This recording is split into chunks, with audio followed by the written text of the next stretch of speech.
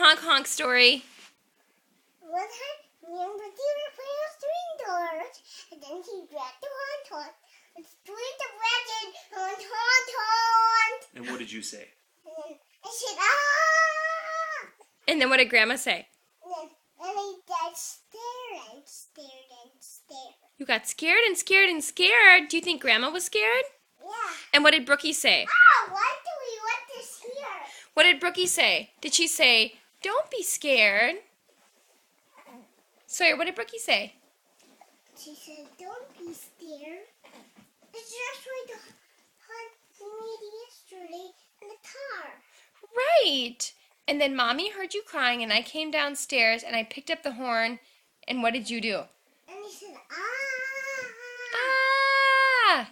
Can you say, "Love you, Brookie"? Why are you ready? Miss you. Bye-bye. Hold on.